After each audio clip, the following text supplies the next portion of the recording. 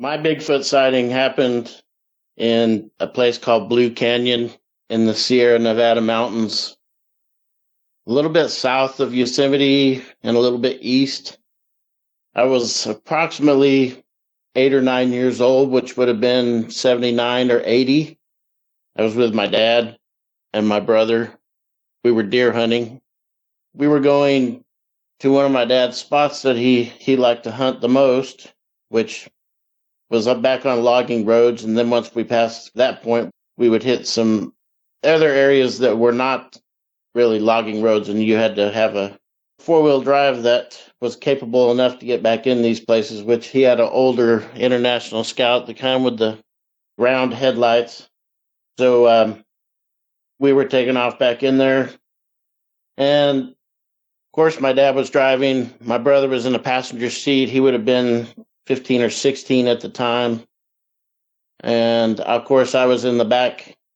We didn't have the back seat installed at that time. Like when we go camping or hunting, my dad would take that out so we could put our supplies in there. I was sitting in the bench behind my dad.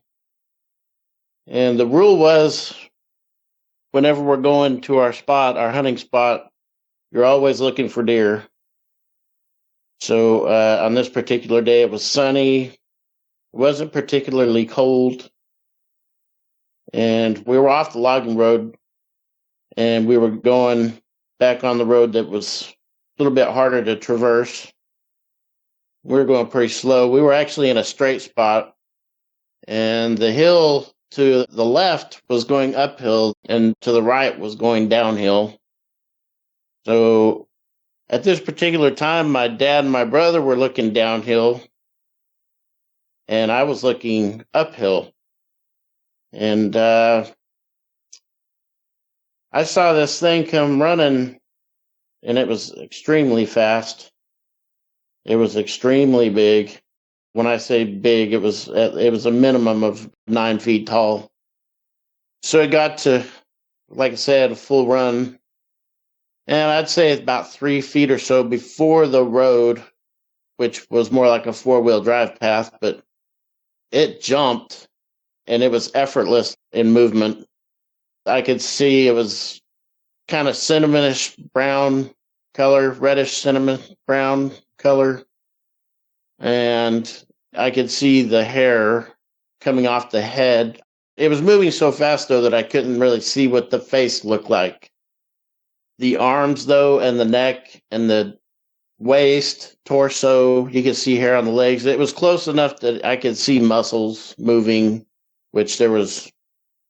The muscles on this thing were horrendously huge. Just the whole thing was huge. The hair was moving. You see the hair moving. Probably, I want to say it was probably at least 5 inches on the arms. And it cleared the road, which was probably, I want to say the road was probably 9 to 10 feet. It's just a little bit wide enough on each side for the Scout to go through. It lands on the other side of the road. And there was a lot of brush on that side of the road, because when it was coming from the top part of the hill to cross the road, there wasn't a lot of brush. It was actually kind of open, which is why I think it was moving so fast. There's a lot of brush on the other side of the road, so it went into that brush. I never saw it again. Well, we went probably, I don't know, another 50 feet or so before 50 feet, 100 feet or so before I could get my dad's attention, because I couldn't speak really. I couldn't get anything out. And then when he finally realized I was trying to get his attention, he stopped and he looked around at me, and he could tell something was wrong.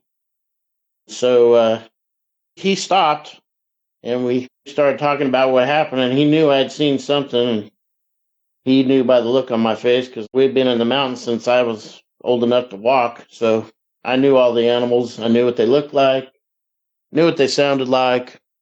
So he said, well, let's turn around and go back. So he backed up, and he asked me if we were in about the same spot. And I said, yeah, I think so. So my dad was a tracker.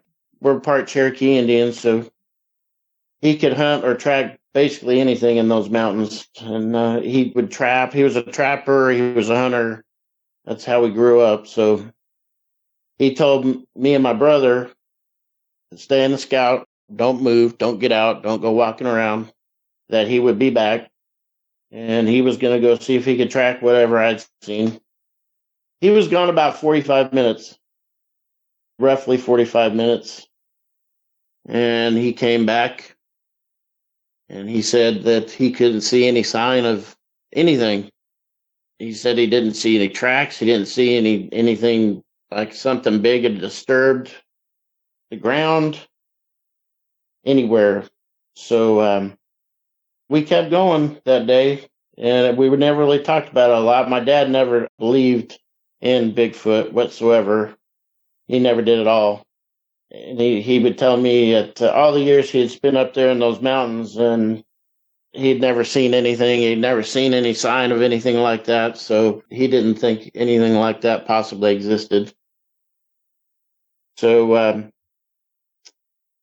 it wasn't until later, when I was kind of grown up, actually, that my uncle, which is his brother, he told me about some things that had happened when they were back in the interior, what I call the interior of the Sierra Nevada mountains, where people just don't go.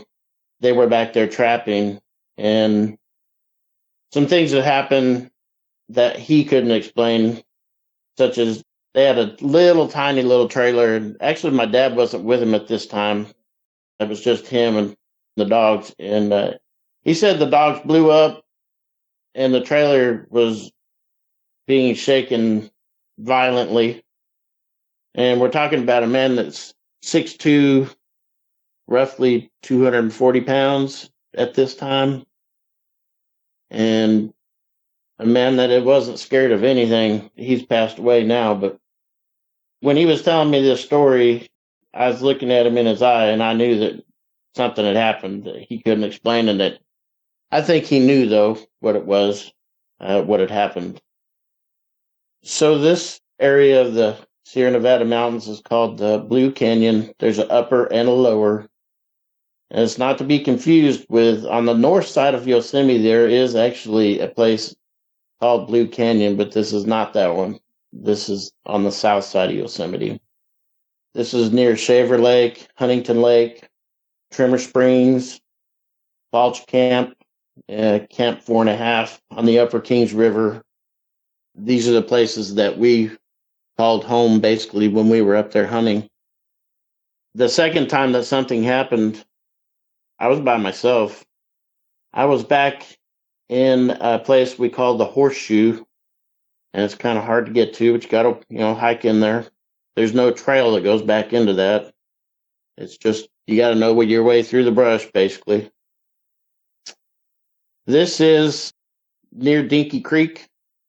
So we're back in there. My brother and dad are off hunting in another area. I took off by myself.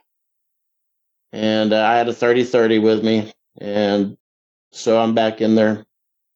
I get in there. I didn't really feel all that easy as I was going in. Says it takes a good probably 45 minutes to an hour if you're walking in and you're trying to hunt your way in, which is what I was doing. So I'm going, making my way through, and I get back into where I can see what we call the Horseshoe. And we call it that because the mountain goes up, and on both sides it looks like a horseshoe, and it's got, the granite, things of that nature. And I get back in there, and there's no sounds whatsoever. There's no birds, there's no bugs, there's nothing.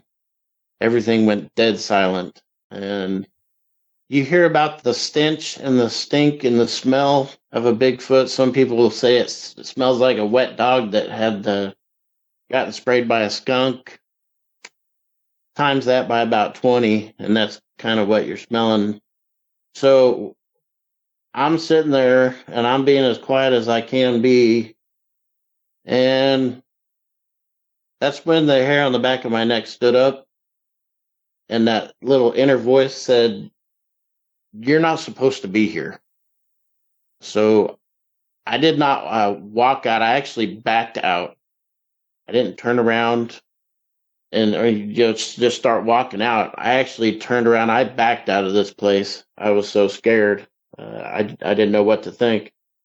And again, get back to camp, having talking about the day over our dinner, and Dad had a pretty good chuckle when I told him about that one. And my brother really didn't have a lot to say about it. I never did really know if he ever believed or didn't believe, or I didn't know what he thought. So he really didn't have a lot to say about it. He'd just kind of smile. That'd be about it. But that was about the end of that one. Later on, which later on would have been this last deer season, we both live in central Oklahoma now. We're approximately an hour and a half east of Oklahoma City. We both live way out in the country, what I call the sticks.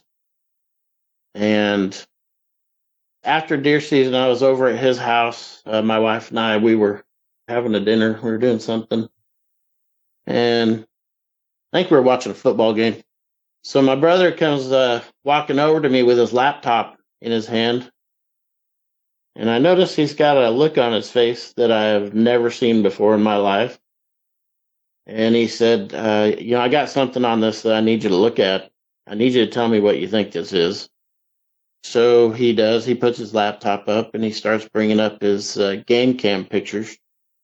So he's going through and we're seeing deer. We're seeing all the normal animals that we would normally see, raccoons, deer, some birds, things of that, squirrels, things of that nature.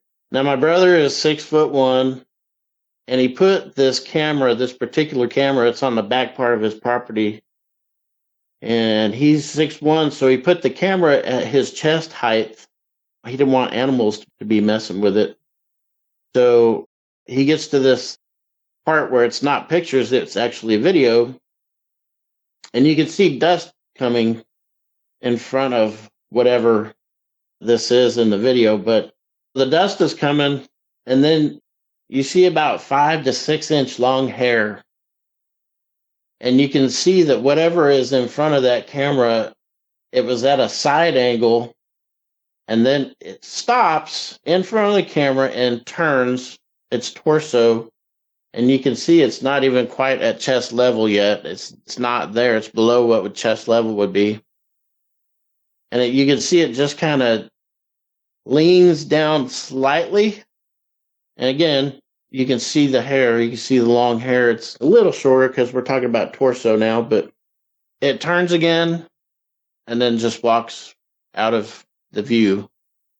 And I firmly believe that he got a Sasquatch Bigfoot on his game cam. And this was just last deer season, central Oklahoma. It was an amazing thing to see because I made him play it to me probably 50 times.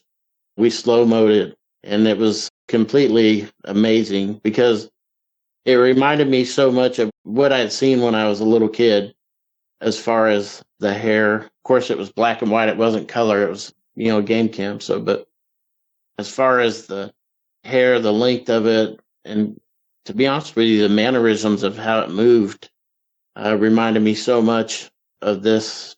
Well, I know it was a Bigfoot, what I saw when I was, back in 79 or 80, and I know that's what it was. So those were my Bigfoot experiences.